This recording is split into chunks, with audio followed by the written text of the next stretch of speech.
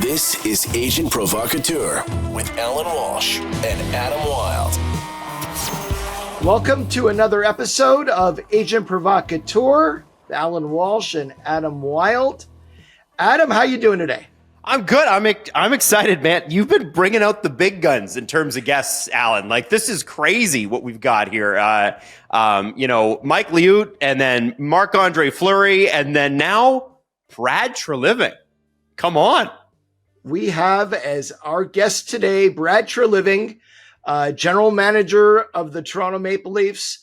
I've known Brad for well over 20 years, have worked closely with him all the way back to the days when he was assistant GM in Phoenix before they became Arizona.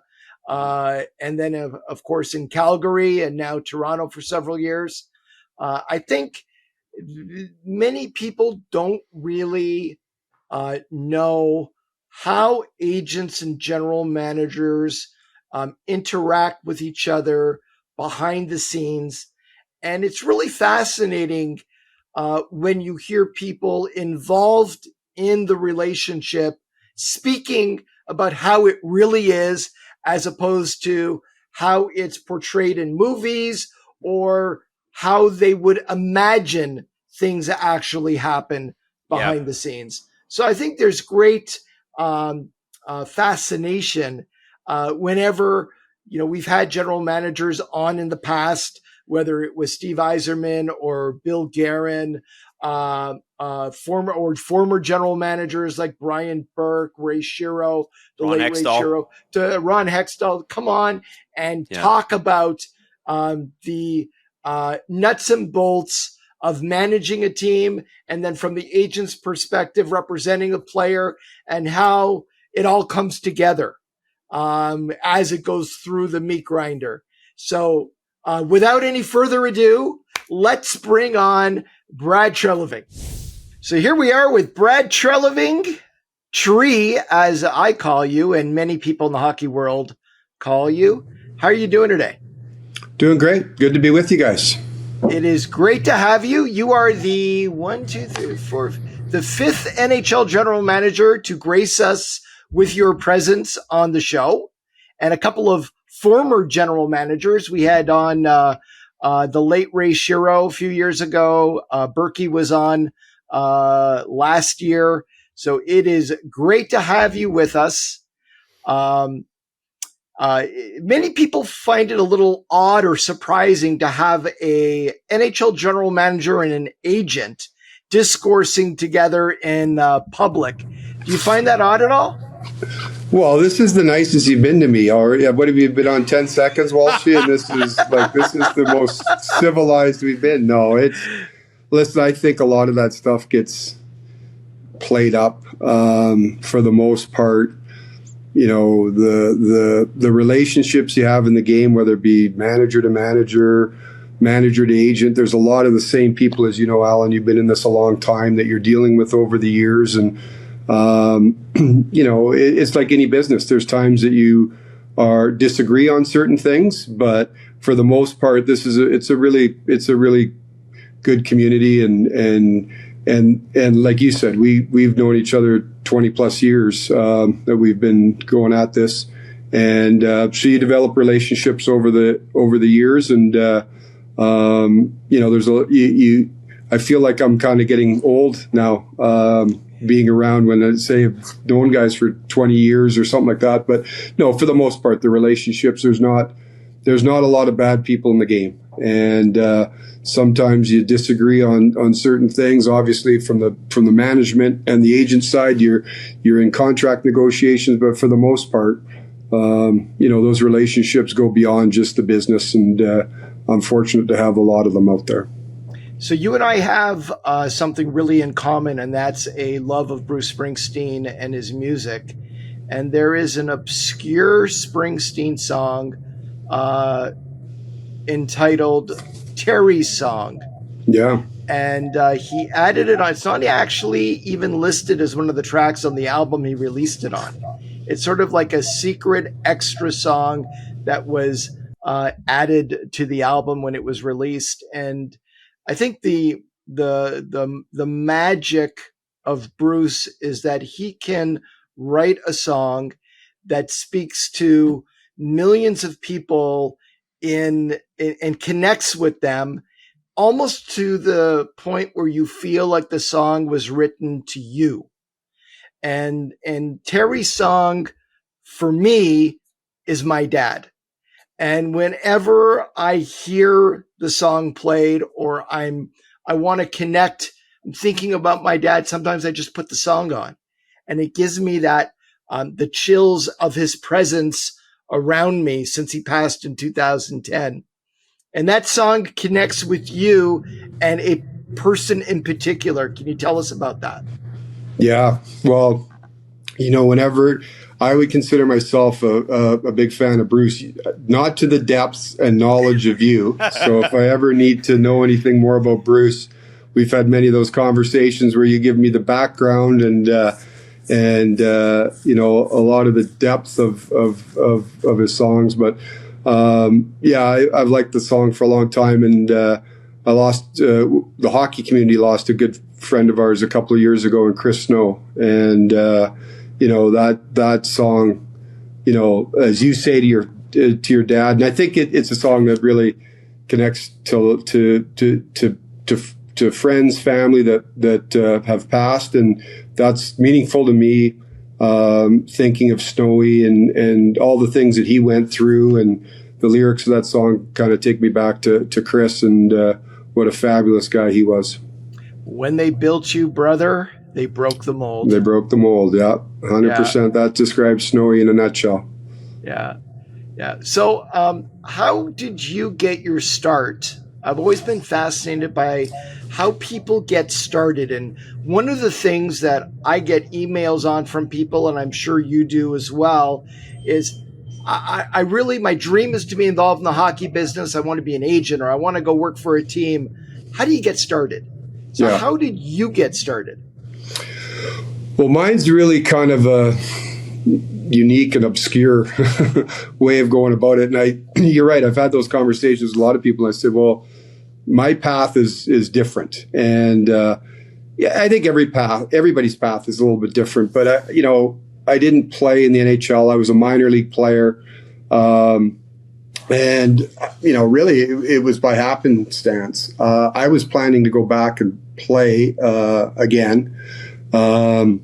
And an old coach of mine, Rick Kozubak, and a guy who I knew since I was a young guy. He taught hockey schools back in the Okanagan and Penticton. And he went on to coach, collegiately in the U.S. And, he had an idea of first started out about buying a team in the East Coast Hockey League at that time. And one thing led to another. He didn't really have a lot of familiarity with that league. I played in that league. So we had talked a lot about, different markets and really the league itself. And really one thing led to another. And he wanted to start his own league, basically start a league. And he needed somebody to sort of run around the country with him, to look at whether this was even feasible. And, so it sort of started as a summer project. We're going down into the Southwest of the United States, into Texas, Louisiana. It doesn't seem that odd now, hockey in Texas, but this was 1995. There wasn't a lot of hockey down there. So we were in New Mexico and Texas and Louisiana and really, went through a process of 6 months to see if that's even feasible. We found 6 locations. We were able to convince 6 people to invest to buy these teams, and we started a league. And that was it was really sort of getting my MBA in the business, right? So we went from everything of going into cities and talking to city councilors and getting venues, which were really, at the end of the day, old rodeo barns. There was a lot of rodeo down there. And so you're going into these old rodeo barns. None of them had ice in it. You had to put ice making equipment in. You had to go find owners for these teams. So it was really building a league from the ground up. And we went from 6, I think we got up to 16 teams or so. I can't remember now, but I was there, and we started. It was called the Western Professional Hockey League, and started that. There was another league similar time called the Central Hockey League, the old Central League that sort of had a rebirth. We then merged the two leagues together, and I was running the league. So I did that for 12 years, and so anything that you could think of, from putting in ice equipment. There was nights where we were opening up buildings, we're stringing the nets on nets. We were doing everything. Everybody thinks this, the when you get your start, it's real glamorous. It wasn't really glamorous, and so we were able. Like I said, I did that for 12 years, one thing led to another. I actually spoke with Pierre Lacroix, the late great Pierre Lacroix, and got to know him through his son Eric. It was during I think it was the whatever lockout we were in, and obviously they were involved with the Avalanche. They went up to Loveland, Colorado, where the Avs farm team plays now. And we had at that time we had a Central League franchise up there, and they got involved in the league in Prescott Valley. I got to know Eric very well, got to know Pierre very well, and actually interviewed with Pierre about joining the Avalanche. He then made a call to Don Maloney, who had just taken over the GM job in Arizona, and I didn't know Don. Pierre connected Don and I together, and Don ended up hiring me as assistant manager in Phoenix, and that was really how I got into the National Hockey League on the management side. So, 12 years sort of being in the minors and doing all the things that you do in the minors. A very unspectacular minor league playing career, and then I started with at that point we were called the Phoenix Coyotes in 2007. Can I just ask, Brad, what appealed to you about starting that league? Like, one of the things that, like when you jump into a business venture, you have to love it, or at least that's the idea. What did you love about that idea, and what made you go for it? Well, you know what, Adam? When I was playing, I knew I wanted to stay. You fairly, I don't have a lot of strengths, but one of them is you're fairly self-critical. And it was early in your pro career, you realized, okay, I'd like to stay in this business, but it's probably not going to be on the playing side. So how can I use whatever, playing at that level to try to get your foot in somewhere else, whether that be coaching, management. Management was always something that I was drawn to, building teams, being involved in that process. So this was, quite frankly, it was by accident, right? Like, we didn't know where this was going. I didn't wake up one day and say, I got this great dream of building a league. It was Rick's vision. I was there to help out. And then as we got going, you're just sort of worried about, okay, how do we do the next step of this? And I didn't really have at that point, any visions of saying, okay, this is going to be a stepping stone to that. It was just fully immersed in what we were doing, trying to make the league as successful as you could.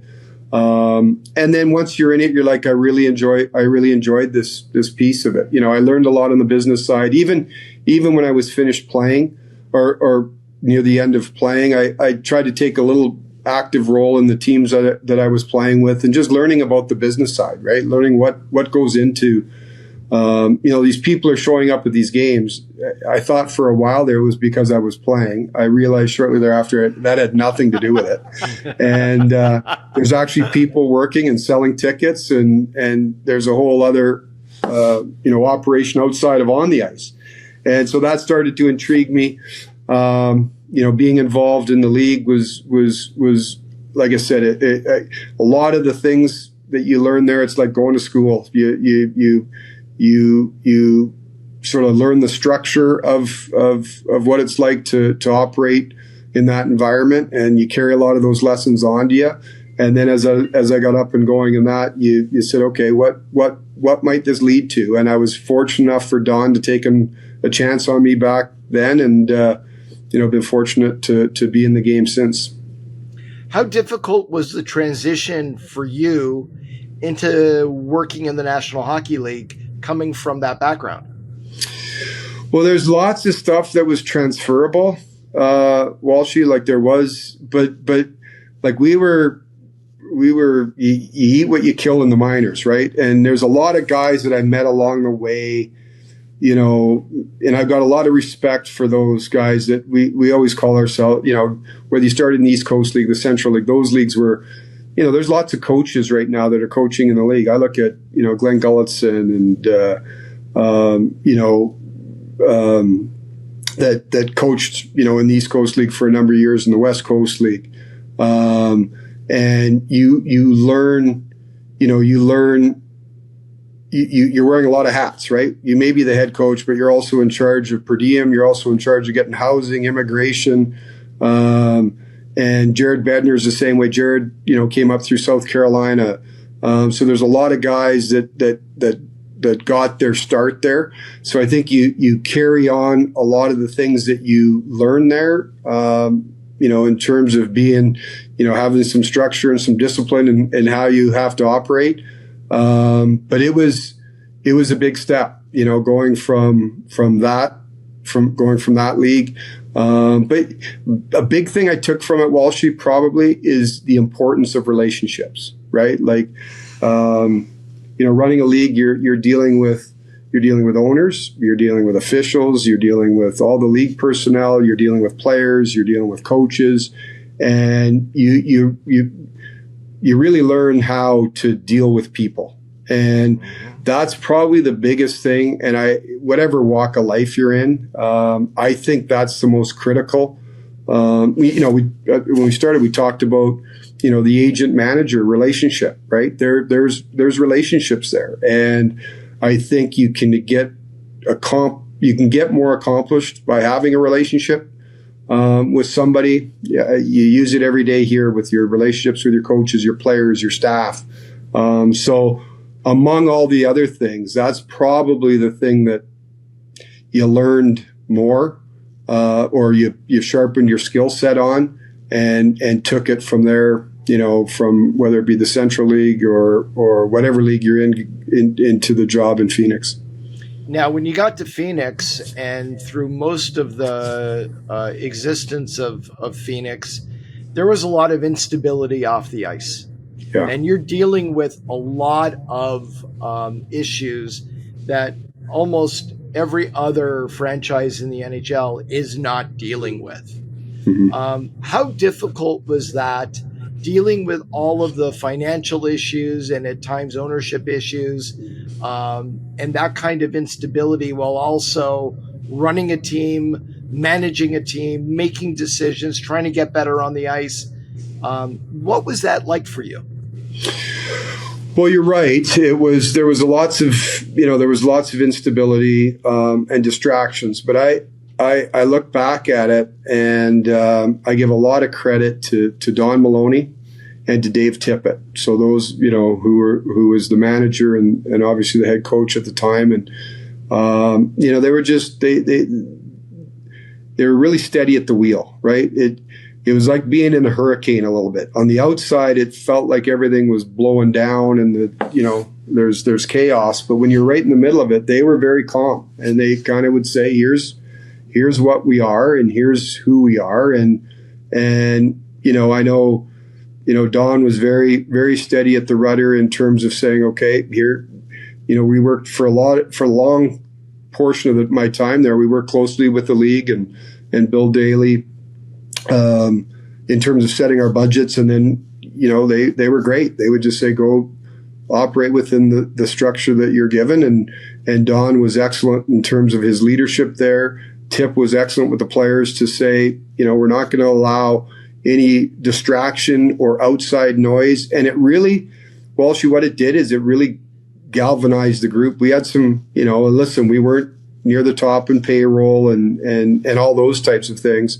The other person that was critical in it, and he's working alongside me today, is Shane Doan. You know, having Shane as your captain, who really set the tone in the room, and yeah, from time to time you'd have different ownership. You know, there'd be articles of this person coming in or that person taking over, But between the three of them, they really set the tone for the organization. Don, Tip, and Donor, of saying, okay, we're not going to allow any of these distractions, get in our way. We were a playoff team a number of years. We went on one run to the Western Conference Final. And so you just, the mantra there was, we're just going to worry about what we have to do each day and how do we make our team a little bit better. And met some really good people, like people that are lifelong friends to this day, with the management, the coaches that we had there. And then obviously a number of the players. I referenced Shane, but they were the three pillars to me that kept everything on the track. I always felt it was such a shame the way that, all the struggles that went on and the challenges during the time, and then the team relocating or moving to Utah. If they would have originally built the building in Scottsdale or near Scottsdale, I think the Phoenix Coyotes franchise would have been wildly, pardon the pun, successful. Yeah, I think it gets a really bad rap. Having been there, there's lots of hockey fans in Arizona, and specifically in the greater Phoenix area. Minor hockey it's like any of these markets you go to, right? We talked earlier about when we first went to Texas, and when we started that league, it was right when the Stars had moved from Minnesota. And that was a big help because we could. When we're going to some of these smaller communities, we'd point to, they always call it ice hockey. We'd point to, it's like the Stars. The Stars are in Dallas. So it gave us some credibility because there's an NHL team. And I think the same in Phoenix. Having spent a long time there, it's a wonderful market. There's hockey fans there. You look at our team. Austin Matthews and Matthew Nyes are Arizona product, minor hockey products. And it just goes to show you when the NHL team is there, the visibility the sport has. So I'm hopeful at some point there'll be hockey back there, because you're exactly right, Walshy. There's always woulda, coulda, shouldas. But I don't think that, it gets the recognition it deserves. There's fans there. And I do think under the right circumstances, building in the right area, the right ownership group, that it could work there for sure. Yeah, Brad, I'm curious about a couple of things that you've touched on, but I think the thing that is interesting to me, and looking at your history, you go from a team like the Coyotes to Calgary and then to Toronto, and you talked about the fact that especially working with Bill Daly, you set a budget, you work within it. How does that experience, and that being your first experience with, say limited budgets, potentially internal caps? We all know how much Allan loves the hard cap that the NHL has to deal with. But I'm curious about how that informs your everyday decision making now and since then, because, starting in a crucible like that, it really probably puts every dollar to the test. Do you still kind of carry some of those experiences with you?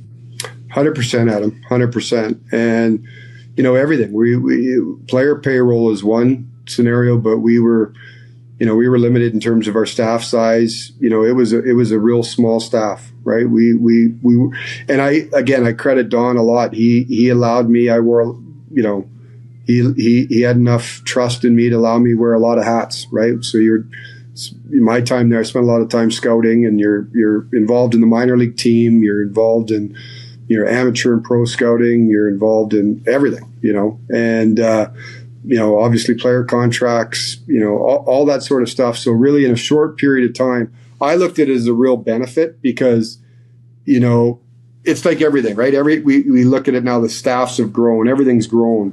And it really gave me the opportunity to kind of, get my hands into everything, right? Where maybe today when you come in, it's become a lot more specific, where maybe you're just handling contracts, or maybe you're just on the player personnel side, or you're on the development side, or what have you. I was exposed to a lot, but you certainly, you learn those things, Adam, where, we had to stretch a penny a long ways, and, you learn the value of a dollar, all those types of things. And so it was a great experience for me. Not only the people I got to meet, got to work with, living there it's a great place to my kids were born there. Yeah. So there lots of great memories, but also from a work standpoint, certainly it was a great learning ground. And really enjoyed it. I'm going to follow that up with, do you remember, and Allan, this is a question for both of you. Do you guys remember your first interaction? How'd you guys meet? It was when you were in Phoenix. Yeah. And assistant GM. We had a couple of clients on the team. And once you're in that role, you sort of start talking and interacting with everybody. Yeah. And you and I started right when you started with the Coyotes and interacting with you as assistant GM. Yep. I'm just trying to think, Walsh, what first contract we did. Did you have which clients did you have in Arizona? But it certainly was that. It was probably Sabinek. Yeah. Z, Sabinek. One of my favorite guys. Yeah, that's exactly who it was. Yeah. One of my favorite guys. Donor and I were just talking about him the other day. Like, you talk about just a no maintenance guy and a great player. That was they traded for him. That was they traded for him before I got there. Don and I got there. So I think that was Mike Barnett, who was the manager there. Turned out to be a terrific trade. This guy, when they got him there, I don't think a lot of people knew a lot about him. He became a mainstay for us and just a great player, a wonderfully popular guy. But it was funny with Z because it was half a year, but Z didn't say much. So I just, you kind of walk by him and he just nod at you. And then finally go grab a coffee with him. Just a great guy. And so that for sure, that's probably exactly who we talked about. Z's story was incredible because when he was 15, his team basically in Czech told him he wasn't good enough to play to make that team and told him to take his equipment and go home. And I ultimately got him drafted in the CHL import draft by a team in the Quebec League.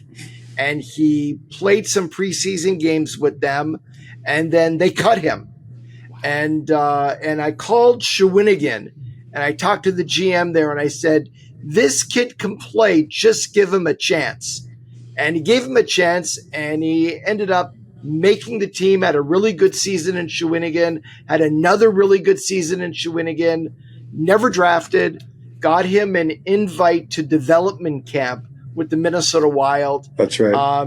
Goes to rookie camp with the Wild, and the GM in the Wild at the time was Doug Risebrough. He calls me up, hey, Allan, this kid looks all right. Coaches, Jacques likes him. Mario likes him. We're gonna invite him to big camp if that's okay with you. I'm like, yeah, sure. He's in the big camp and plays an NHL preseason game without a contract, just on a ATO, and does well. And at the end of camp, Doug calls and goes, yeah, we're gonna sign him. We're gonna sign him. So they signed him and sent him to Houston, which was their American League farm team at the time, coached by Todd McClellan, and he did real well there. And the next thing you know, he's in the NHL. He had been rejected from every single level he ever played at, and there he was in the NHL. Had a great career. Great career. He reminds me a lot of Chris Tanev that we have here now. It's like just a warrior. I mean, Z would, block shots, play through anything, never say boo. Like he'd never say boo, but just adored by his teammates and was just a real pro. I really enjoyed Z. So that would have been our first probably time or player that Allan and I talked about, and then I've been getting beaten up by him ever since. Well, what is Allan like to negotiate against? Because I have the fortunate role of being his co-host, but Allan, Brad, maybe you've heard Allan can be fiery and outspoken. So I'm curious about. That's what I hear. That's what the word on the street is. It's floating around up there. Yeah. No, you know what and I don't know what it is, but we've always had a good relationship, and and that's not to say that we haven't. We've had some ones where we didn't see the world the same way. But we've always been able just to, Allan gets deals done, right? Like we've been able to get deals done. Every once in a while, I remember we had, another favorite of mine was Fro. We had Allan and I, we got Michael Frolik. We signed Michael Frolik, as a free agent. Yep. And then, just one time I had to phone Allan and say, just don't tweet about, don't tweet that the coach doesn't like Fro. He does like the coach, but he's always, one thing with Allan, he's going to be real honest, right? He's going to tell you exactly where he sees, his player. He's going to back his players. He's always fiercely, supportive of his players. And like I said, when we've disagreed on numbers, that's not unusual, but I think we've always had a really professional relationship. And like I said, you can get by. We may disagree on, there's been many calls, correct me if I'm wrong, Walsh, where we may disagree for a little bit, and then, we get on to the next file or talk about families or talk about whatever. So he's able to really park, whatever deal you're talking about. And like I said, you may not see eye to eye on, he parks it and you can move on. So we've always had a good relationship, and we've been able to get deals done. And like I said, you don't ever have to hang up the phone if you're negotiating a contract to say, I wonder I don't know really where Allan sits on this deal. Like I'm not quite sure what his view is. So, and there may be times that I say, I see the world a lot differently, Allan, but we've been able to muscle our way through and find a conclusion. I find that 95% of the time, the agent, the player, and the club are completely aligned with their goals, right? The player, he wants to play well, and he wants the team to win. And the team wants the player to play well, and they want to win. And there's a time when agents are well served to shut up and not get in the way of anything when things are going well. And then there are maybe 5% of the time when, for a whole host of reasons that usually are beyond anybody's personal control, interests aren't aligned. And at that time, you have to handle the situation professionally, and you build relationships with people where it's okay to look at somebody that you deal with on a regular basis and say, I don't see the world the way you do on this topic. And we can agree to disagree without huffing and puffing, without raising your voice, without yelling, without all the things that people might imagine goes on behind the scenes. That almost never goes on. No. Right? That doesn't exist. Yeah.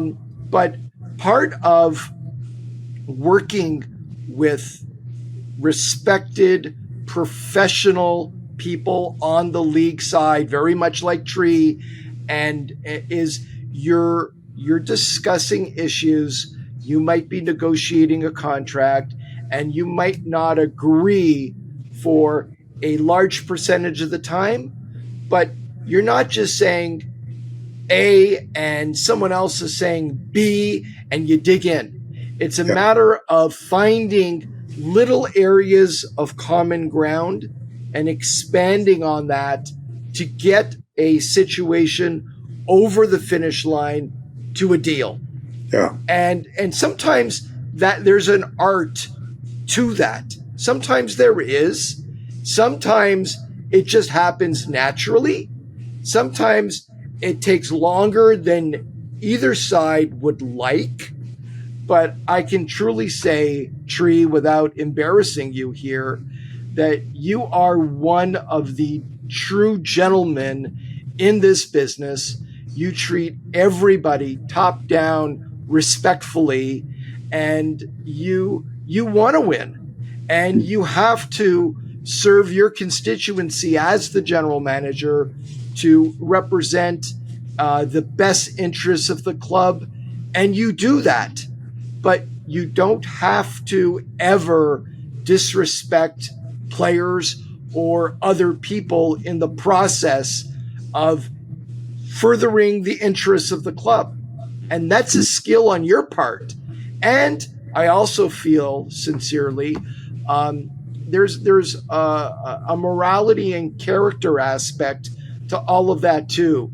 Understanding that it's not the 1950s or 60s anymore, and players are not just assets to be moved. They're human beings, and you treat players like human beings. You treat agents with respect.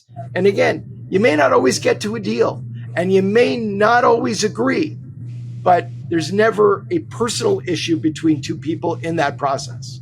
Yeah, I appreciate that, Allan. I think a big misconception is that the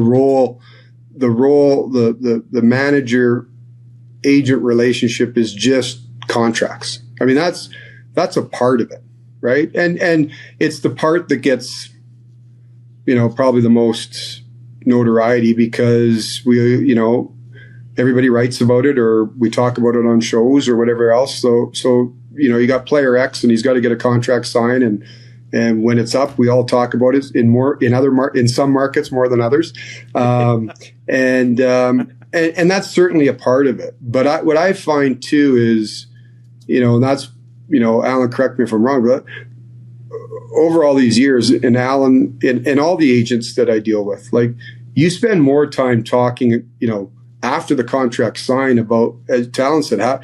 Because you wish everything went perfect, but okay, a player's going through a difficult time, right? How do we help them, right?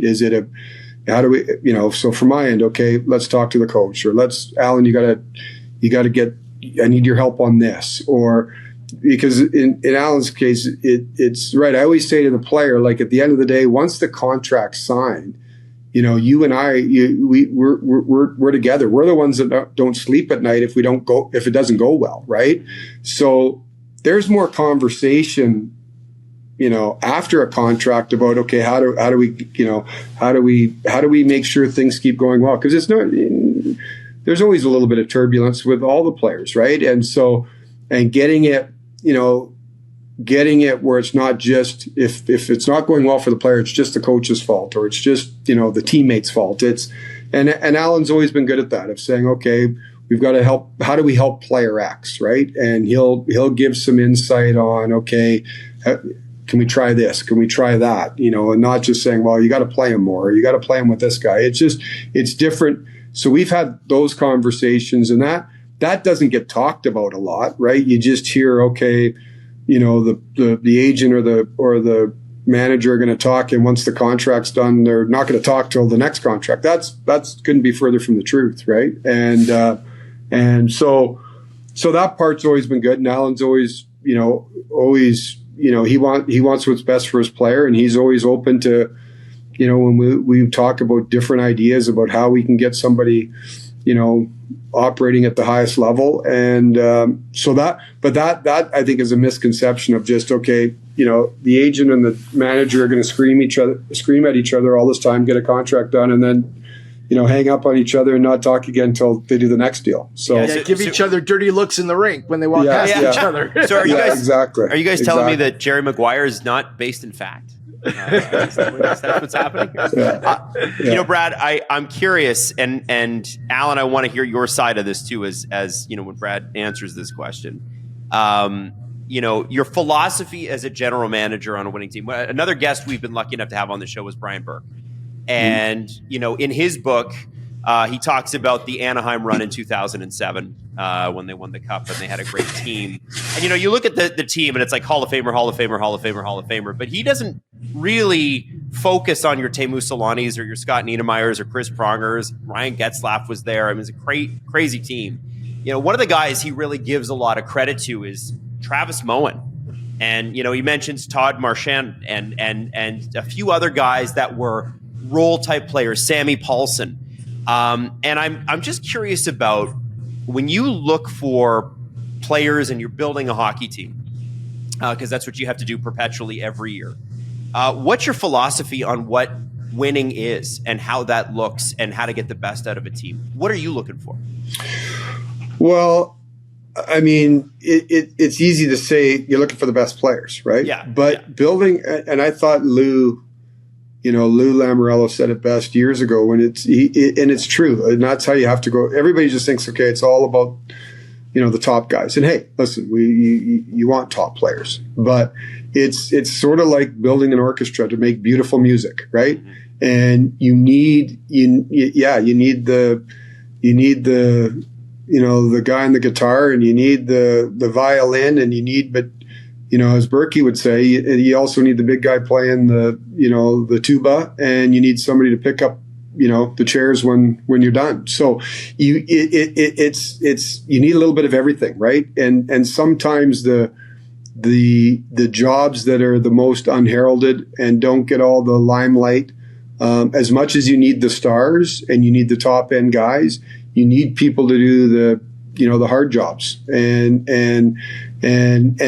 how somebody's going to fit in a room and connect a room, because it's not always just the best players that win, but you see it year after year, and it's the best team, right? Like it's those guys that have connected the best. Right now, Florida's got the secret sauce, and they've got tremendous players. I mean, as you said, they've got. I don't think they get enough credit for, the talent that they do have. Like they've got some elite players, but they've bought in. They've bought into a real team concept, right? And you need people up and down the lineup that are going to max out at the job that they're doing. And to me, when you're on a high functioning team,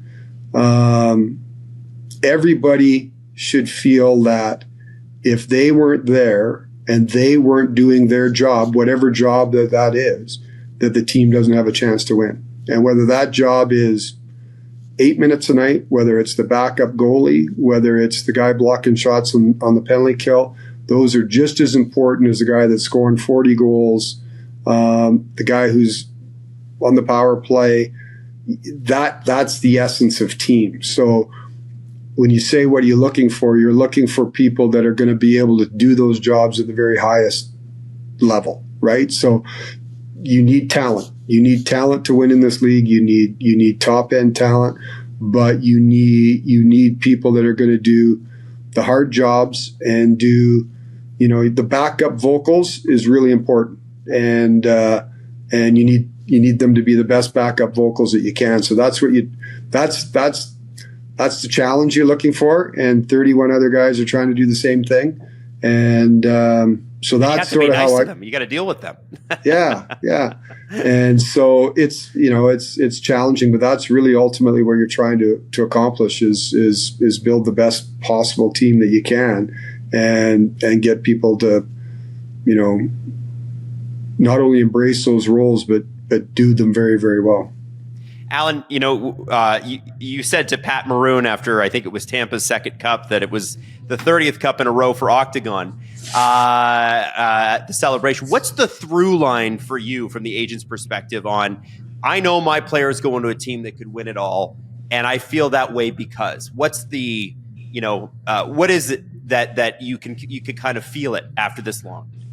I think if you're around the team at all and you observe the way guys interact with each other and hear about, guys on the road going to dinner, 21 guys, 22 guys, all going to dinner to the same place. They just want to be with each other. They want to hang out with each other. That to me means that players are playing for each other too, right? there's I want to play for the guys because I love the guys so much. I saw that in Pittsburgh in 2009. And, just being back in Pittsburgh last weekend with Flower and seeing the incredible closeness and chemistry between Flower with Sid, Gino, Letang, and Brian Rust too, who was there for the later cups. It's sometimes I like to just sit back and watch and just observe and take it all in.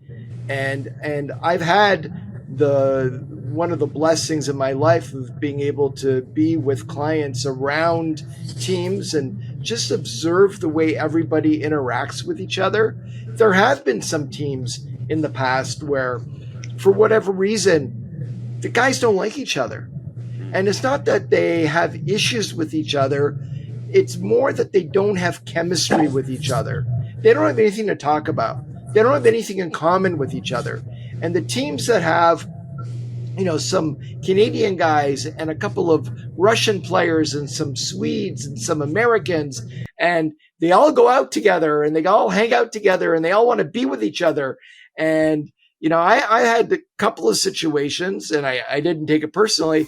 Hey, I'm going to be on the road. You want to go out for dinner tonight? I'm sorry, I'm going out with the guys. I'm like, well, you go out with the guys every night. I'll see you for breakfast. How about we, because breakfast everybody kind of does on their own. But he sincerely didn't want to miss out on dinner on the road with 19 other guys. And you got to respect that. Right. So to me, when you see that all come together, and I heard about Florida for the last couple of years, that these guys, when they go out for dinner at night on the road, it's 20 guys. Right. Everyone goes to the same place. They all get a big table and they all go. That to me is like guys who want to be together with each other. And, when you're around that much, when you're on the bus together, you're on the plane together, you're in the room together, you have to practice together, you're waiting in the training room together to jump on the table, guys get on each other's nerves, right? Like they don't want to be around each other all the time. When they do, that's something special. Right. Okay.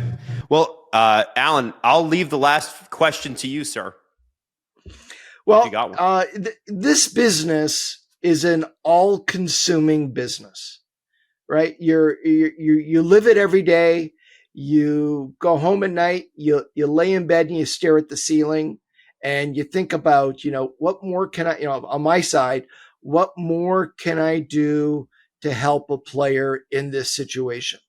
And then you toss and turn, and then the next day you're just all consumed by everybody, but players that have more urgent things going on that might be in crisis or mini crisis that you want to help them.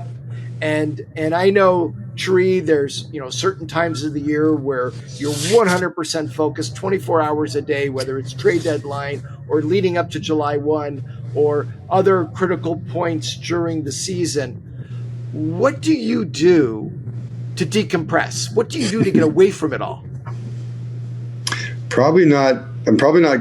If you ask my wife, I don't do a very good job at that. Trying to get better. Well, I don't think you ever turn it off. Like, you're right. Like, it's your constantly mind is, you're thinking about what's going on and how do you make it better and what crisis you're dealing with today and what's going to come up tomorrow. I try to get away in the summer a little bit. We've got a place out in the Okanagan out in Western Canada in BC. And so just getting out there and getting on the water a little bit, and, you're never too far from your phone. Like I say, when I'm all done in this thing, I am throwing that phone in the water, never to be heard from again. Me too. First thing, the day I'm out, that phone is going in the water. I'm out. Nobody will ever hear from me again. So that's probably, but you're right. You love it though, right? Like I talked to Kenny Holland this year, and he had, Kenny has been doing this for a long, long time. And that first few weeks when he's out, he's like, I remember him saying he put his phone in his golf bag and went and played a round of golf and checked it when he was done, and there was nobody had called, right?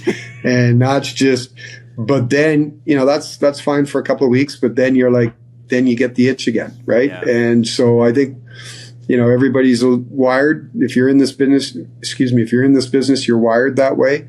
But it's certainly, you try to grab those times when you can, and, your family pays a price. There's no question, right? Like there's lots of things. I've got 2 girls. They're both in university now, but you miss, there's things that you miss. But it's the good far outweighs the bad, right? Like I don't say that looking for any sympathy or anything like that, but the older you get, you try to manage those times as best you can. So when there is a little bit of family time, you really try to focus in on it. And we try to do that, I think, like a lot of guys do in the summer, and try to get a little bit refreshed and clear the mind a little bit. And mine's out west, sitting on the lake. Is that water skiing or fishing? I try to do a little bit of fishing, but a lot of it's just sitting on the boat. For a few years, it was pulling teenage daughters that are water surfing behind it, but sometimes it's just me by myself sitting out there.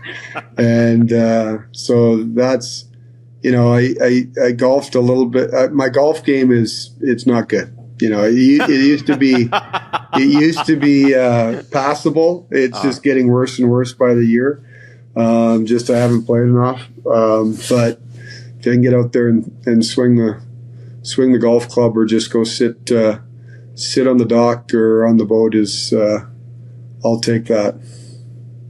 Awesome. All right. Well, go ahead, Alan. Go ahead, Adam. Well, I just want to say, I want to slip in one quick "Go Leafs Go," and also just want to say, as unprofessional as that was, I just want to say thanks for making time. We very much appreciate it. I know that the listeners of the show very much appreciate it as well, Leaf fan or otherwise. And I think it's been great to kind of get to know Brad a little bit, because we just see Brad, Leafs GM, Brad, Flames GM, Brad from the Arizona Coyotes, not Brad the guy. So thank you for the time today. Really appreciate it. Yeah, thanks for having me on, guys. Really Good to see you guys. Appreciate your time, Tree. Great to see you, and you're one of the good ones. It's a pleasure working with you all these years, and I'm very thankful you come on and share some of your stories and experiences with us. Well, this has been good. I really appreciate it. Now, Adam, I'm going to have to just bring you onto all the calls when I phone Walshy, because this is the best behavior I've seen him at. So when you see a call and it's like a 3-way, you don't have to say much. Just kind of sit there and listen, and Walshy will be on his best behavior. I'll throw it on mute and live tweet the whole thing, gentlemen. There you go. Perfect. Awesome. Well, thanks for having me on, guys. This has been Agent Provocateur with Allan Walsh and Adam Wylde. Follow Allan Walsh on Twitter @WalshA. Subscribe wherever you get your podcasts by searching Agent Provocateur and hitting the subscribe button. YouTube.com/SDPN.